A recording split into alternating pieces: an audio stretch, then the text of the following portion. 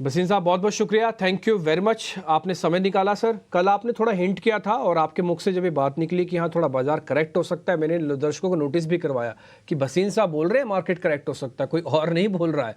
तो बसीन साहब थोड़ी गिरावट और बढ़ेगी क्या? आप बता रहे थे कि 2 हफ्ते थोड़े प्रेशर के रहेंगे, ये प्रेशर कहाँ तक आ सकता है सर? हाँ, गुड मॉर्निंग डिम्पी, आपको भी मनीष को। 2 हफ्ते मेरे हिसाब से कंसोलिडेशन रह सकती है। और मैं इंडेक्स पे इतना नेगेटिव नहीं हूं, मैं मिड कैप्स पे थोड़ा पीएसयूज में प्रॉफिट लेना जरूरी है, क्योंकि ऐसे अगर पैराबोलिक राइज आएगा डिम्पी जी, तो उसका फिर एंड जो होता है वो खतरनाक होता है। और सब पे लेफ्ट आउट फीलिंग इतनी ह्यूमंगस है। मैं ये नहीं कह रहा कि उनके रिजल्ट्स बहुत बढ़िया है, उनकी ओनरशिप, लेकिन थोड़ा सा यहाँ आपको थोड़ा सा ध्यान रखना चाहिए। हमारा मतलब ये है, देखिए बुल मार्केट में there is no questioning the power of it, but always periodically on an uptake only आप प्रॉफिट ले सकते हैं और not on a down day. इसलिए आपको थोड़ा सा हमने कहा था, अभी भी मुझे लगता है इंडेक्स कंसोलिडेट कर सकता है, लेकिन index will outperform the mid caps now for some time. वहां पे थोड़ा सा money will be taken off the table. आपको ये भी बता दूं, कल आपको मैंने आईओसी भी कहा था, कई दिन से कह रहा हूं, कल आईओसी 7% चला। तो अब आपको जब ऐसी कॉल मिलती है और आपको 2 दिन में 10-12% मिल जाए, तो प्रॉफिट भी लेना सीखिए। आई मीन लॉन्ग टर्म तो रहेगा, लेकिन डिम्पी जी 21,800 22,000 पे थोड़ा सा ट्रेडर मेंटालिटी रखना बढ़िया है। और लुक फॉर बार्गेन जहां आपको दिख रहे हैं, जैसे स्पेशलिटी केमिकल्स हो गया, एग्रो केमिकल, जहां स्टॉक्स 2 ईयर लोस पे है because of external circumstances like destocking and so on. तो मौके बहुत है, लेकिन इंडेक्स पे नजरिया यही है कि मिड कैप पे पैसा घर ले जाना चाहिए। ठीक है, इंटरेस्टिंग सर, आपके ऑब्जर्वेशन हमने और फाइन ट्यून कर दी कि थोड़ा मिड कैप पे थोड़ी दिक्कत है, इंडाइसिस कंसोलिडेट करेंगे। और सर मैं आईओसी, बीपीसीएल, एचपीसीएल के लिए आपको बहुत बधाई दूंगा। ये जो 70% के रिटर्न आए हैं, एक बार आप दिखा सकते हैं जरा इनके 3-3 महीने के चार्ट या 2-2 महीने के चार्ट आईओसी, बीपीसीएल के। और मैं बोलूँगा बसीन साहब उन लोगों में से थे जिन्होंने सबसे पहले नोटिस करवाया था कि ये सारे के सारे शेयर चल सकते हैं। आपको और मेरे को याद भी नहीं होगा कि बीपीसीएल और आईओसी, एचपीसीएल 50-50, 60-60% कब चले। सिर्फ एक ही चीज़ से इसको देखते थे, अच्छा क्रूड के दाम क्या है, सरकार दाम कम कर रही है या नहीं कर रही, बस यहीं तक सिर्फ मामला सीमित था। लेकिन देखिए पॉलिसी का इम्पैक्ट क्या जोरदार आता है। बसीन साहब फिर आज के शेयर्स बता दीजिए। नहीं, और भी बता दूं डिम्पी जी, 210-15 में आपको पेट्रोनेट बड़ी जोर से कहा था कि उनका जो लॉन्ग टर्म कॉन्ट्रैक्ट रायस ऑफ कतार के साथ है वो बहुत सॉलिड है। Petronet is a very cheap stock. 210-15 वाला 275 हो गया। एनबीसीसी आपका ट्रिपल हो गया। हुडको, नैलको, मैंने सेल, आपका गेल, ये सब आपको कहे थे। एनीवे, जो जिसने जो ले लिया, प्रॉफिट भी लेना सीखिए। अभी आपके लिए देखिए, अशोक लीलैंड के नंबर मुझे बहुत पसंद आए। अशोक लीलैंड में अभी भी कह रहा हूं, as a disclosure, Ashok Leyland, Wipro दोनों हमारे पोर्टफोलियो में है। हम इसमें, लेकिन मैं आपको बोलूं, 200 रुपए भी कम है अशोक लीलैंड के लिए। ये 250 भी चले जाए कोई बड़ी बात नहीं। ये बस मार्केट, सीवी मार्केट में more market share than it is reaching into Tata motor, और इसका जो ईवी लॉन्च है वो बहुत स्ट्रॉन्ग जा रहा है। अशोक लीलैंड मेरे हिसाब से मिनी फर्स्ट टारगेट 200 है, उसके बाद 225, 172 का स्टॉप लॉस रखिए। विप्रो मुझे लगता है आउट परफॉर्मर है in the large cap IT stock, और 483 वाला 510 तक जा सकता है, 470 का स्टॉप लॉस। फिर इंडिया बुल रियल एस्टेट में आपको 90, 95, 99 से कह रहा हूं, कल उसने एक न्यू हाई मारा है 108 का। 12 तारीख को इसमें मर्जर की बात है। यू कैन नॉट हैव, जिस तरह से रियल एस्टेट के प्लेस बाकी जा रहे हैं और इंडिया बुल नॉट पार्टिसिपेटिंग। 12 तारीख को मोर क्लैरिटी आएगी, 15 को ईजीएम है। मुझे ये 125 का पहला टारगेट और 150 का स्लाइटली लॉन्गर टर्म टारगेट इसमें दिखता है। चौथा, मैं ये भी कहूंगा कि कल आपने टाटा केमिकल के वीक रिजल्ट दिए देखे, यूपीएल के, लेकिन ये पेडिग्री कंपनीज हैं। आप एग्रो केमिकल और पेस्टिसाइड्स के बिना रह नहीं सकते। इनके डी स्टॉकिंग इज मोर और लेस प्लेड आउट।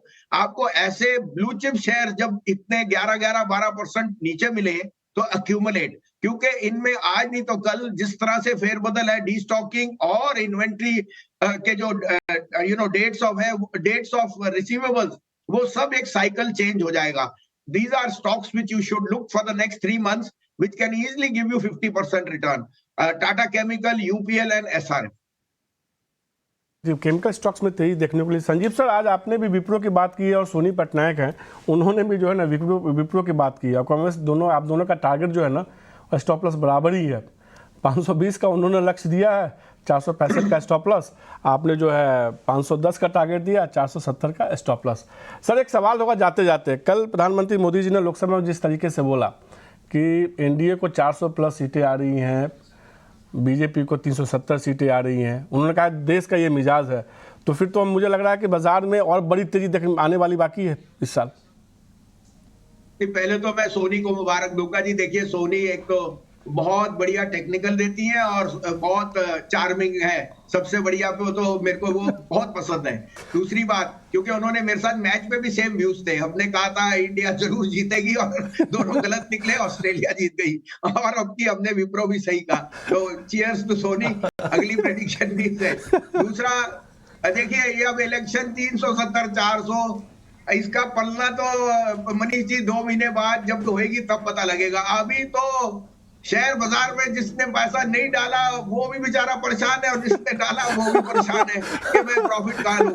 तो लाइफ जैसे होती है ना, क्रिकेट मैच है, जीतने वाला और हारने वाला दोनों ही दुखी है। तो इस कारण से बने रहिए। मोदी जी अगर आ गए तो शेयर बाजार आपको पता ही है, in the end it is all about earnings, macro and micro, और उन तीनों लिहाजों से India is an out performer. तो अब आप इस भाव पे ले, या आपको जैसे मैंने कहा पोर्टफोलियो कंस्ट्रक्ट करने के लिए कोई टाइम नहीं होता। Timing is a myth, it is the time spent in the market. तो इसलिए आपको कहा है जो भी आपको पसंदीदा शेयर्स हैं, अगर मार्केट कंसोलिडेट करती है तो लीजिए, अर्निंग्स रीजनेबल है, बैंक्स के नंबर्स बहुत पसंदीदा थे, और आपको पता है थोड़ा सा डिपॉजिट फ्रेंचाइज में लायबिलिटी है, लेकिन वो भी ठीक हो जाएगी। तो ब्लू चिप्स अगर आपको इस भाव पे मिल रहे हैं, स्टार्ट टू अक्यूमुलेट।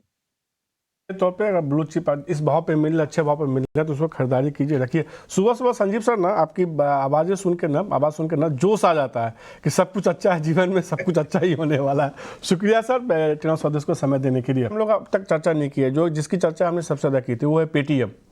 पेटीएम में बीते 24 घंटे में कुछ और भी अपडेट आए हैं, जिस तरीके से 24 घंटे में नहीं कर सकता, 10 घंटों में जियो फाइनेंशियल की खबर आई थी, बाजार में रूमर फैल रहा था कि जियो फाइनेंशियल इस कंपनी में हिस्सेदारी ले सकती है, इसके वॉलेट कारोबार को खरीद सकती है। अब इस पर सफाई आ गई है कि कोई हिस्सेदारी नहीं खरीद रही है और सीधे तौर पर उन्हें सफाई दी है। उसी तरह दूसरी तरह आप देखिए कि पेटीएम ने भी ये कहा है कि उनके तरफ से कोई उल्लंघन नहीं किया गया नियमों का।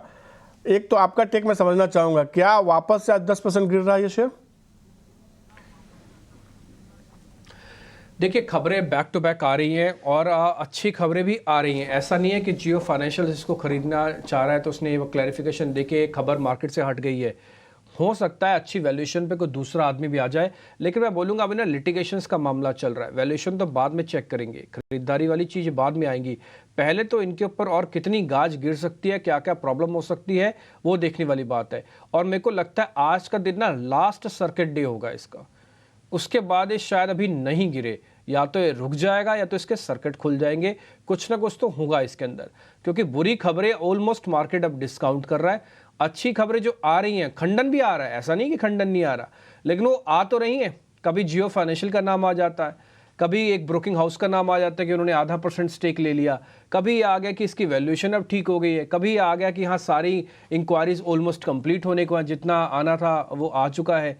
तो ये आप समझिए शायद एक सर्किट और होगा, वो मेरे को लग रहा है लास्ट सर्किट होगा। मैं खरीदारी के लिए तो आपको नहीं बोलूँगा अभी भी, क्योंकि आप रिटेल हैं और इंस्टीट्यूशनल का काम है, उनका पैसा बहुत होता है, वो काम कर सकते हैं, लेकिन आप अपनी नज़र ज़रूर बनाए रखिएगा। और मैं फिर से बोलूँगा 18 स्वदेश पे रहिएगा। अगर इसका सर्किट खुलता है ना तो फिर से हम एक कवरेज लेके आएंगे आपके लिए। बंद में तो आप भी क्या करेंगे, कुछ भी नहीं कर सकते ना, तो खुलेगा तो एक बार फिर से हम कवरेज लेके आएंगे।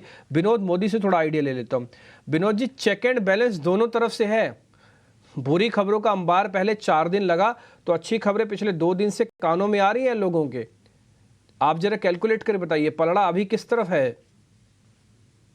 जी हाँ, डिम्पल जी, आपने बहुत सही कहा कि अभी ये जो रेगुलेटरी एंगल है या कि ये कितना घुसा हुआ है, nobody can no as of now, right? क्योंकि इसमें जिस हिसाब से आरबीआई ने जो सडनली इनका लाइसेंस जो वो जो कैंसल किया है, पेमेंट बैंकिंग ये सब का, तो वो बहुत बड़ा कंसर्न है। और जहाँ पे एक्चुअली देखोगे तो लास्ट वीक तक वो हम लोग ये एक्सपेक्ट कर रहे थे कि इनके जो सारे बिज़नेस सेगमेंट में अच्छा खासा ट्रैक्शन हो रहा है, लेकिन अभी वो सडनली रिवर्स हो गया है। तो मुझे लगता है अभी के लेवल से अब ये लोअर भाव से भी स्टॉक को लेना, it would be like like sort of I mean catching a falling knife. तो मुझे लगता है निवेशक को अभी भी थोड़ा-सा इसमें दूरी मेंटेन करना चाहिए अनलेस कि we should have complete clarity about कि आने वाले टाइम में इसके फर्दर ऑपरेशन के साथ कैसा होगा, फाइनेंशियल पैरामीटर कैसे इन्वॉल्व होते हैं। तो अभी मैं मेरे ख्याल से इन्वेस्टर्स को थोड़ा दूरी रहना चाहिए।